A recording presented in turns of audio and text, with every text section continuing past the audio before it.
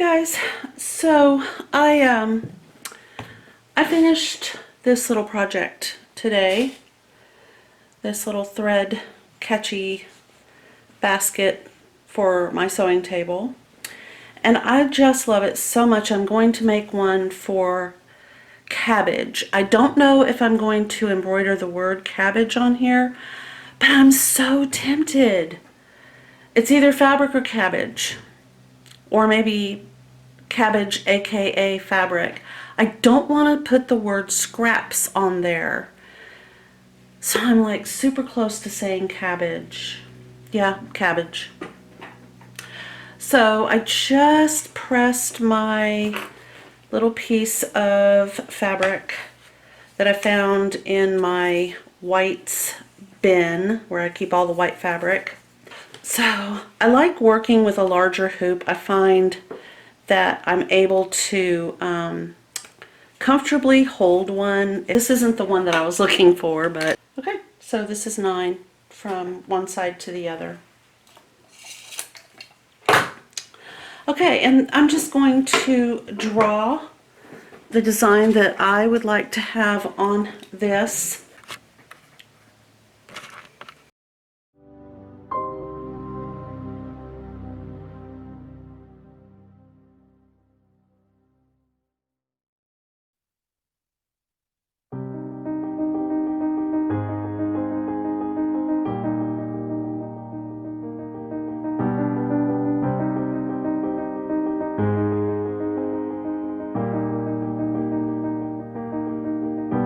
Good morning, everyone. This is Laurie of Laurie's Heirloom Sewing. It is Monday, July the 27th. We are just kind of rounding out the end of the month, and it finally is hot in Western Washington. And by Western Washington, I mean the Pacific Northwest. And by hot, I mean it is 72 degrees at 9:17 a.m., which we really did not think we were going to get, you know, above 68, 69. I have some plants that are about to bloom and I really want to show them to you. So I may end up taking photos this evening and I'll just insert those into the video that I plan to do tomorrow. Tomorrow will probably be the end of July garden walk. All right, so here's this little thing that I had such a fun time making. I did the embroidery on a piece of broadcloth, and my plan was to just do a series of photos, like a slideshow of how I made this. The problem is I've not figured out how to add a voiceover to that. I can do a voiceover on video, I just can't do it. I don't like to say I can't. I've not yet figured out the secret to doing a voiceover on a slideshow. So I tried last night. I was so tired that I just ended up not being able to function very well. And I wasn't running the camera the whole time I was talking, and the camera was turned off. So I was basically having one of those kind of days. So basically what I did is I cut out a piece of fabric, 2 of the same, and I can show you on my gallery. I'll just hold it up to the camera and we'll just do it that way. Kind of silly, but you know what? It will work. So here is the fabric, and that's 2 pieces. That's 1, that's 2. They're both the same size, and basically the size is the bottom depth here is 5 inches. The top, across the top, is 8. The height is 7. The reason that the bottom is smaller is because I cut a very large, so right along that bottom edge is a fold, and then I just cut out what I felt like would be a decent sized boxed bottom for my purposes. And then I took that piece of fabric and put it over here and used it as a pattern. So this is a side edge and this is a side edge, and there are two of those stacked on top of each other. It doesn't look like it, but they were pretty much right on top of each other so that I had everything lined up the way I wanted it to be. So then I had the same fabric. I cut out two pieces of very heavyweight, non-fusible interfacing. It's super heavyweight. It's almost like buckram. It's very stiff. So what I did is I used my 505 to apply to both the outer, this one here, and the lining. So they both each have a piece of that. So here is the embroidery removed from the embroidery hoop. This isn't the embroidery hoop I used. The one I used is 11 inch from inside edge to inside edge. So I removed it from the embroidery hoop. Then I cut all the way around the most prominent edge there. So the one closest right here. There's another picture. So there it is, just completely cut out. And then I added 2 layers of extremely lightweight fusible interfacing, like almost gossamer wingy kind of lightweight. So that's why there's 2 layers there. Okay, so that picture was awful. So then I just took my sewing machine foot, and so from the edge of my foot in, I stitched all the way around that outer edge. And here I am coming up to where I started right there. And then I did it again. So I had 2 rows of stitching. Then I folded under along the second row of stitching and pinned. Then I pressed it down, and then there it is from the back. And then I stitched it again. Here I am coming up to where I started. Then I centered it on this. And I understand that this is not true applique. It is the rustic look I wanted though. I really felt like that is the look I wanted.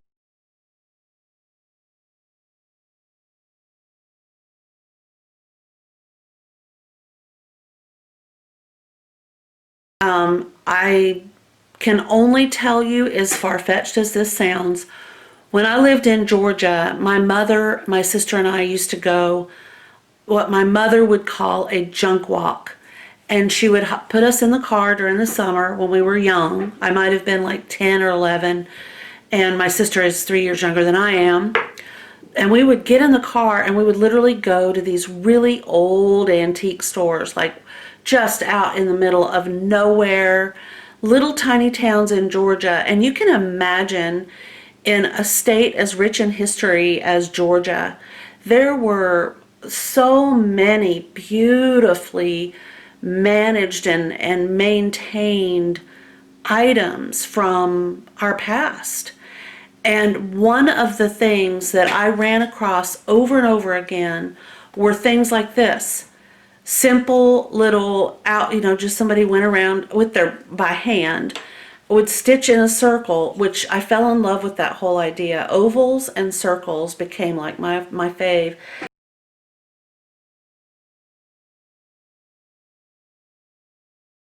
But anyway, so then I stitched all the way around before I put any of the basket pieces together. And then there they are cut out.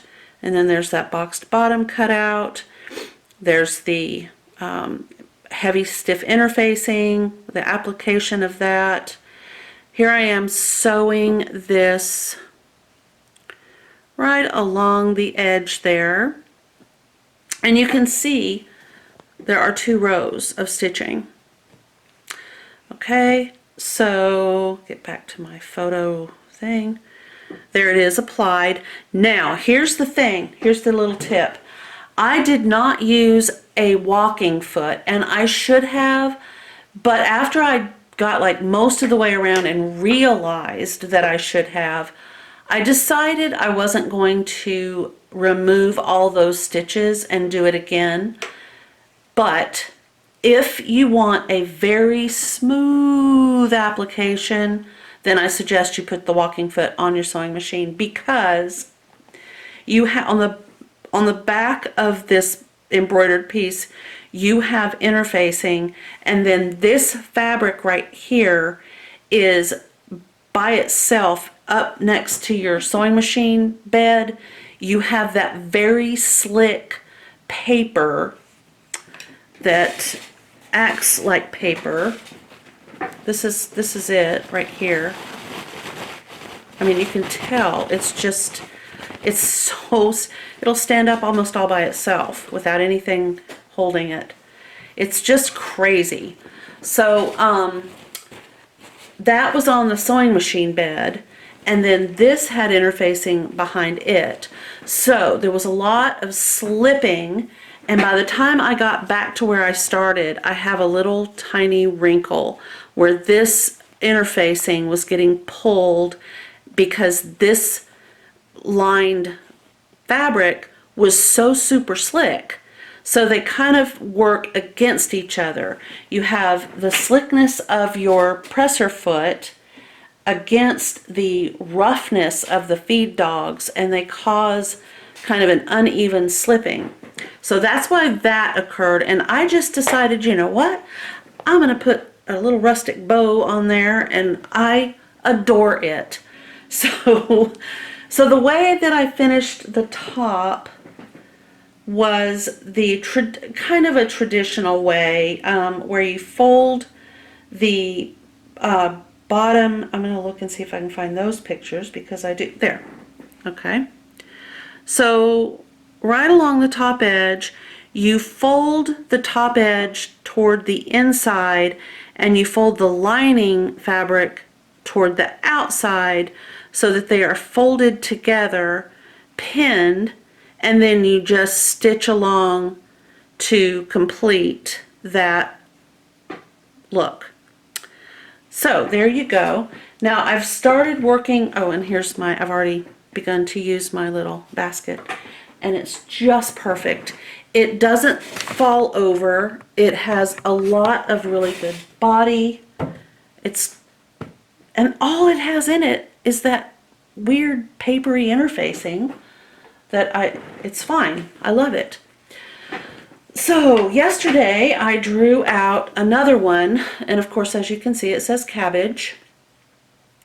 And of course, by cabbage, I mean these little teeny tiny pieces of scrap fabric that we have to cut away when we're making something that, you know, we don't quite know, well, what are we going to do with this? It's just this little tiny piece of fabric that I don't know, you know, do I want to keep it? Can I use it in some capacity?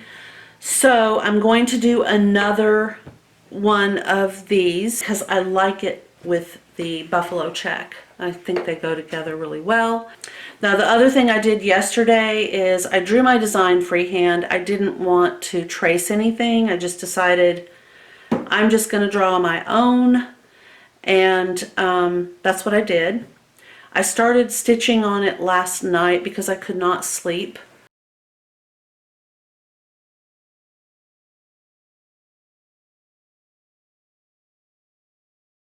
I got up this morning at 2 and I took a look at this and I was like, oh wow. But I'm not going to take it out. There's just a certain charm, and I have a story to tell. The day that I couldn't sleep, and I really did a number on my embroidery. But I like my design. I think I'm going to add some quote marks like that. I mean, we all know what cabbage means. You know, it actually is a translation, if you will, or a word that used to be pronounced carbage, which is where the word garbage may have originated from.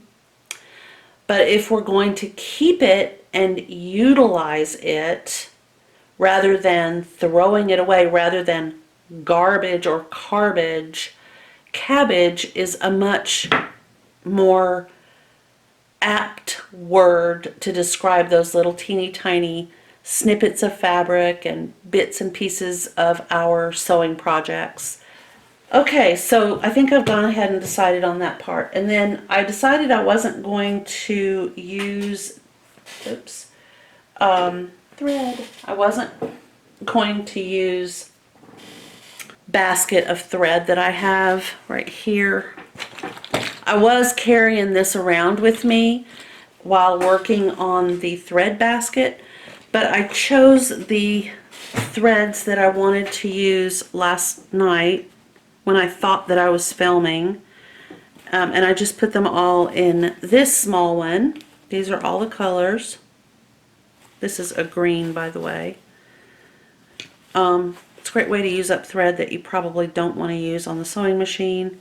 I don't even know where this came from, but there it is. So anyway, and then I'm keeping my little needle case in here with my scissors, and oddly this just slips right in there. So the whole thing is kind of a compact little project that I can take out on the deck with me if I feel like doing some needlework. I've got it in this because this hoop was the hoop that I could find. I might have preferred to use this smaller hoop, but what I did do with this smaller hoop is I went around and drew a circle so that I could kind of center my design visually to help my eye.